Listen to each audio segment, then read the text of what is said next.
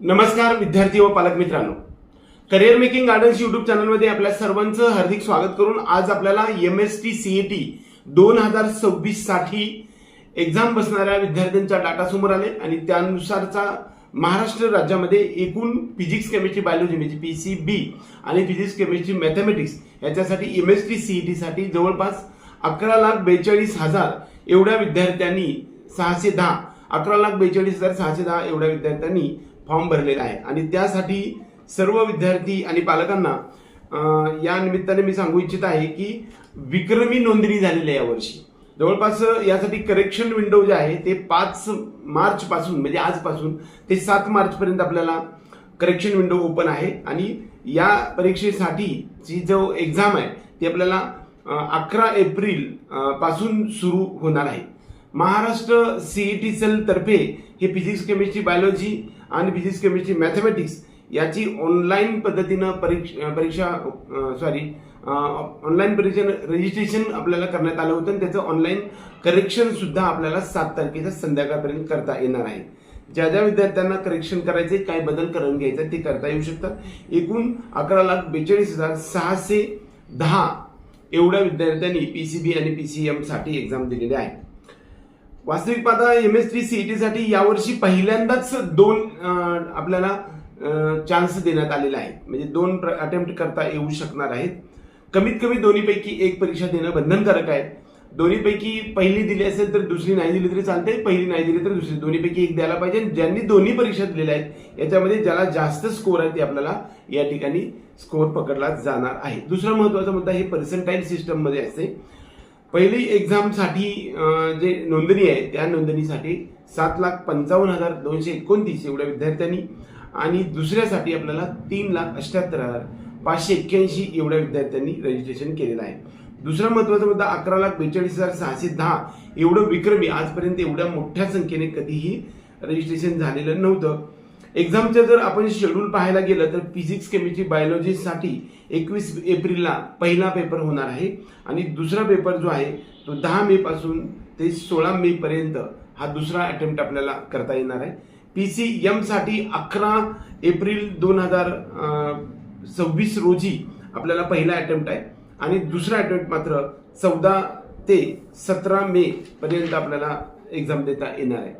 PCM साठी जर पाहायला गेलं तर जवळपास 7,60,981 एवढ्या विद्यार्थ्यांनी आतापर्यंत अप्लाय केलेला आहे आणि 4,47,656 फर्स्ट अटेम्प्टसाठी आणि सेकंड अटेम्प्टसाठी जर पाहायला गेलं तर आपल्याला 2,86,325 विद्यार्थ्यांनी इकडे अप्लाय केलेला आहे. PCB या टॉपिकसाठी जर आपण पाहायला गेलं तर 2,80,373 आणि 1,0267 सेकंड अटेम्प्टसाठी एकूण 3,81,629 एवढ्या विद्यार्थ्यांनी अप्लाय केलेला आहे. MST CET साठीचं करेक्शन विंडो सुरू झाले. ज्यांना करेक्शन करायचं त्यांनी करून घेऊ शकतात. ज्यांना करेक्शन करायचं नाही त्यांनी काही नाही केलं तरी चालू शकते. आपली परीक्षा मात्र एक्झाम आपल्याला लक्षात घ्या. PCB साठी BSc Agri असेल किंबहुना D.Pharm B.Pharm अशा प्रकारच्या सर्व कोर्सेससाठी त्याचा उपयोग होऊ शकतो.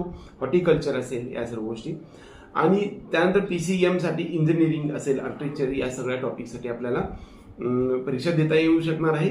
21 एप्रिलला PCBची पहिली परीक्षा आहे आणि PCMची 11 एप्रिल रोजी पहिली एक्झाम आहे. एवढंच या निमित्तानं महत्वाचा संदेश देण्यासाठी आलो होता आपल्या सर्व विद्यार्थ्यांनी पालकांना.